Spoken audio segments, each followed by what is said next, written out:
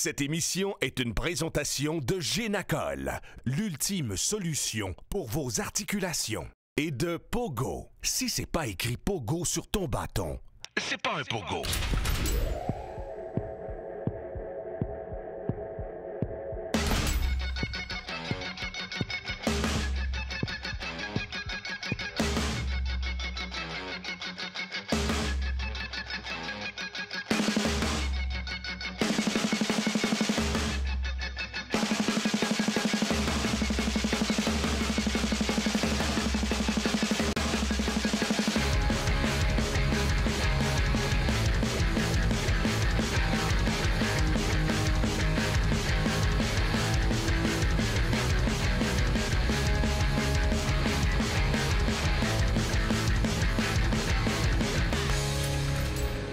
Nos recrues ont volontairement accepté de vivre sur ce site le temps de déterminer laquelle joindra les rangs de l'agence ultime Génacol. Bien, on a appris que l'usine ici, c'était une usine de papier où est-ce qu'il imprimait de l'argent.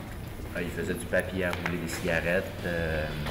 En fait, il faisait de la fabrication de papier, puis c'est fermé depuis 5 ans. On aurait dit que ça fait 30 ans. C'est incroyable. Ouais, c'est assez lugubre.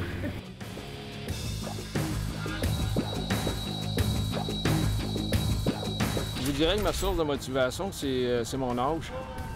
On m'avait dit au départ qu'il n'y avait pas de catégorie d'âge, fait que je me voyais difficilement compétitionner avec des jeunes de 25-30 ans.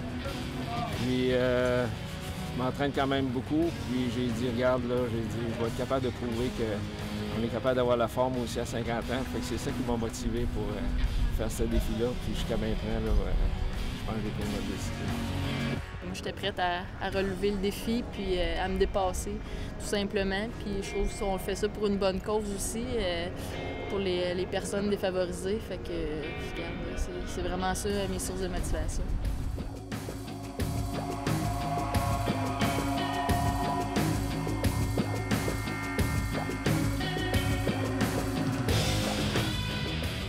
De là-haut, l'endroit est parfait pour retrouver le calme, la paix, la sérénité et surtout son sang-froid, puisque chaque aspirant agent devra s'élancer dans le vide pour réussir un bond le plus précis possible. L'équipe qui remportera ce concours de précision méritera une microfiche qui contribuera à l'aider à déchiffrer notre code d'accès au parcours final.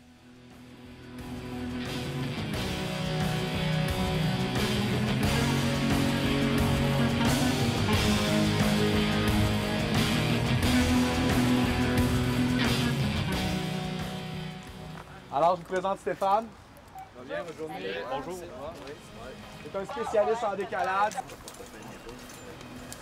C'est important de le mettre au-dessus des os des hanches. On serre la taille en premier, puis après ça, les cuisses.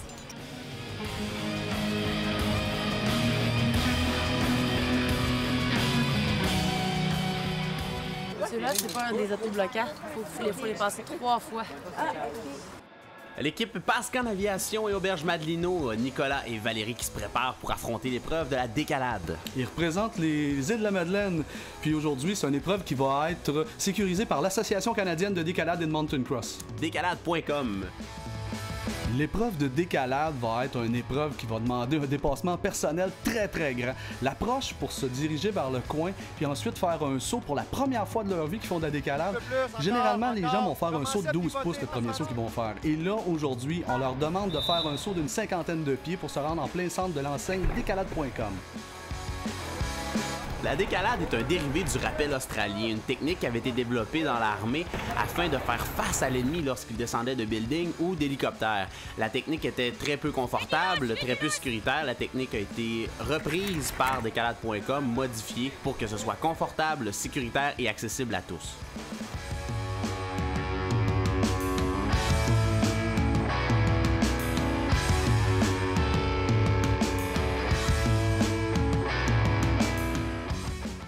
C'est pas mal le summum de l'adrénaline que j'ai vécu dans ma vie, je te dirais.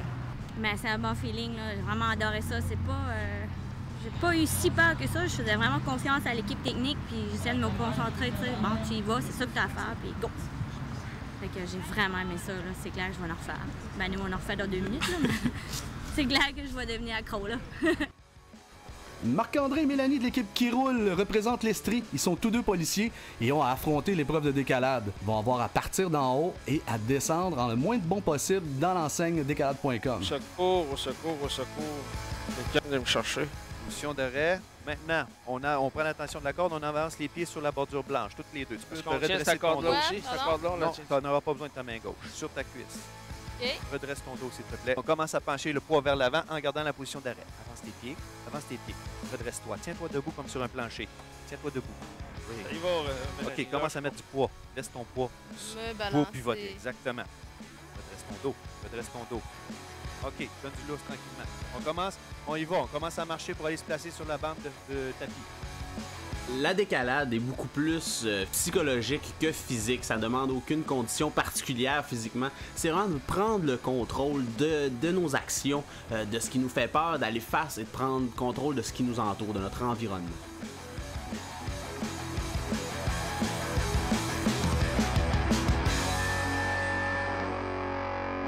Alors, écoute, c'est vraiment incroyable comme feeling.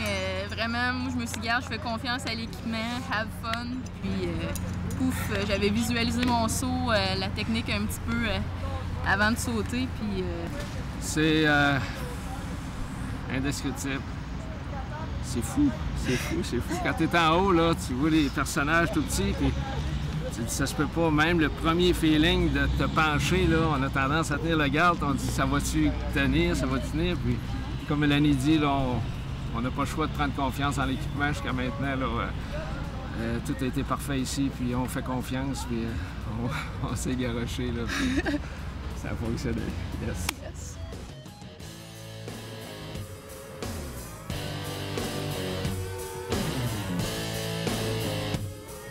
T'es en haut, tu te dis qu'est-ce que je fais ici, tu sais, si le câble il pète, puis j'ai jamais eu comme tu sais, le feeling que j'étais haut.